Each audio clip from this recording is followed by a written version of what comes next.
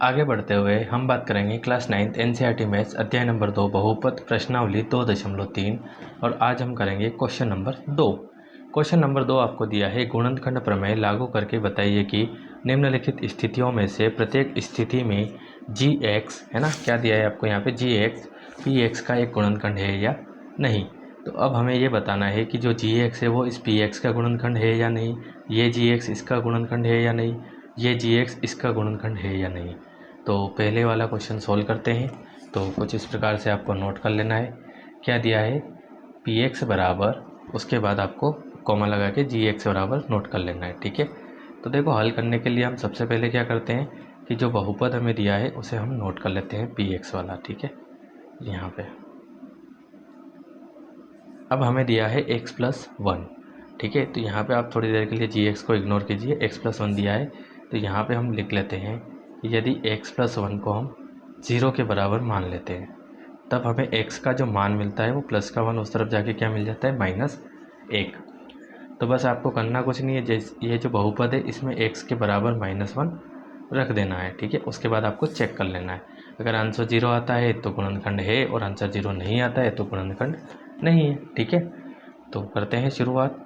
देखो यहाँ पे पी एक्स है तो एक्स की जगह -1। ठीक है, 2 गुणित इस एक्स की जगह क्या लिख देंगे -1, और चूँकि घात 3 है तो इसकी भी घात 3। ठीक है, ये घात 3 लिखी हुई है। उसके बाद प्लस का एक्स स्क्वायर है तो माइनस का 1 और उसकी घात 2, फिर 2 गुणित यहाँ एक्स है तो एक्स की जगह -1 फिर माइनस का 1।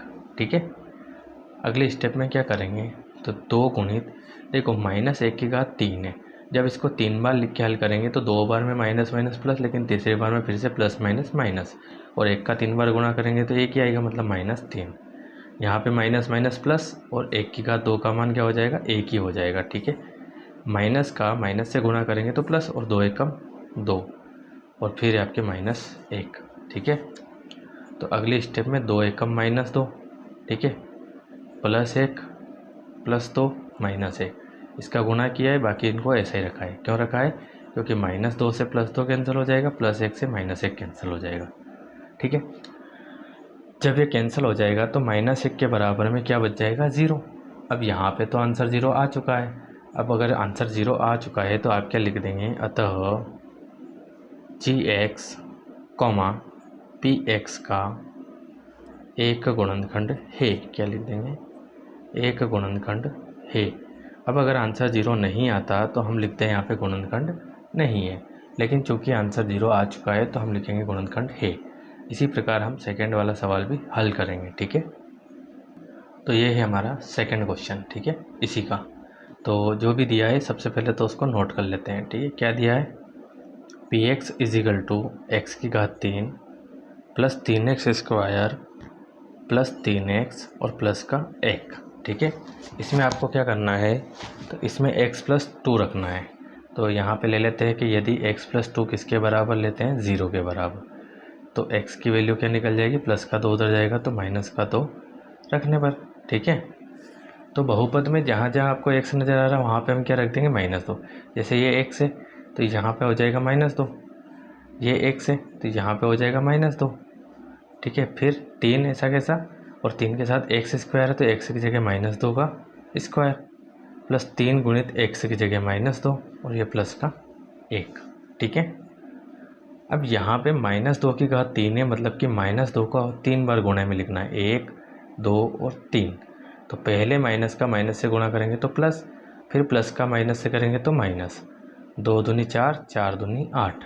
ठीक है, प्लस 3 गुणित, इस बार 2 बार गुणा करना है तो माइनस माइनस प्लस, और 2 दूनी 4 प्लस माइनस माइनस और 3 दूना 6 और ये प्लस का 1 ऐसा कैसा। ठीक है, अगले स्टेप में -8 3 चौक प्लस का 12 और -6 प्लस 1।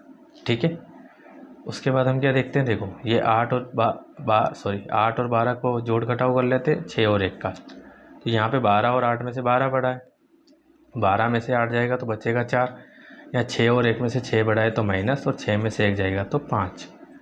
अब 5 बड़ी संख्या है इसलिए माइनस का चिन्ह, और 5 में से 4 गया तो 1। तो यहाँ पे हम क्या देखते हैं कि जो ये आंसर है आपके, यहाँ पे माइनस में 1 आया है ना कि 0 आया है। अब अगर माइनस में 1 आया है और 0 नहीं आया है तो क्या लिखेंगे, अतः gx px का एक गुणनखंड नहीं है। क्या लिख देंगे, गुणनखंड नहीं है। अगर 0 आ जाता तो हम क्या लिख देते, गुणनखंड है, लेकिन 0 नहीं आया है तो क्या करेंगे, गुणनखंड नहीं है।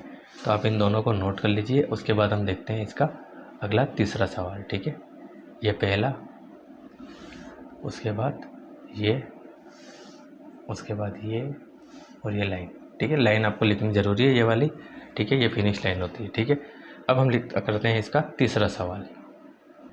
तो तीसरा सवाल आपको दिया है p x equal to x की घात 3 minus 4x square plus x plus 6, और जी एक्स आपको क्या दिया है, जी एक्स बराबर एक्स माइनस 3, ये आपको दिया है। तो सबसे पहले तो जो बहुपद आपको दिया है आप उसको नोट करेंगे, एक्स की घात 3 minus 4x square plus x और प्लस में 6। ठीक है, यहाँ पे x माइनस 3 दिया है तो इसको ले लेंगे 0 के बराबर। यदि x माइनस 3 बराबर 0 तो क्या हो जाएगा, x बराबर 3 रखने पर। ठीक है, तो यहाँ पे इस x की जगह रख देंगे 3, इस x की जगह रखेंगे 3, 4 गुणित इस x की जगह रखेंगे 3 प्लस इस x की जगह 3 और ये 6। ठीक है, देखो 3 की घात 3 है तो इसको 3 बार लिखना पड़ेगा। कितनी बार, 3 बार। 3 तिया 9, 9 तिया 27 माइनस 4 गुणित 3 की घात 2 है तो 2 बार करेंगे, 3 तिया 9 प्लस इसको तो आप जोड़ ही दीजिए, 3 और 6 कितना हो जाएगा, यहाँ पे 9 हो जाएगा। ठीक है, तो ये 27 और 4 का आप गुणा 9 से करेंगे तो 4 9 36 हो जाएगा आपके, प्लस का 9। ठीक है, तो देखो ये 27 आप रहने दीजिए, या फिर 36 में से 27 माइनस करेंगे तो बचेगा माइनस का 9, क्योंकि बड़ी संख्या माइनस की है, और प्लस का 9। ठीक है, तो यहाँ पे देखो एक माइनस का है और एक प्लस का है तो ये कैंसिल हो जाएगा और क्या आ जाएगा आपके 0। तो यहाँ पे हम क्या देखते हैं कि जब हमने इसको हल किया है तो भी हमें क्या मिल गया है, यहाँ पे 0 मिल गया है। क्या मिल गया है, 0। और अगर आंसर 0 आ चुका है तो हम लिख सकते हैं यहाँ पे कि जो जी एक्स है वो पी एक्स का गुणनखंड है। तो क्या लिखेंगे, अतः जी एक्स कोमा पी एक्स का एक गुणनखंड है, और ये हो जाएगा आपके इसका आंसर। ठीक है गाइस, तो ये था आपके क्वेश्चन नंबर, प्रश्न क्रमांक 2, उसका सवाल नंबर 3। तो उम्मीद है आपको हर सवाल समझ में आ रहा है, और अगर फिर भी कोई डाउट है तो आप मुझे कमेंट कर सकते हैं। फिलहाल आप इसे नोट कर लीजिए अच्छी तरीके से। ठीक है, मिलते हैं नेक्स्ट वीडियो में क्वेश्चन नंबर 3 के साथ। ठीक है, क्वेश्चन नंबर 3 के साथ।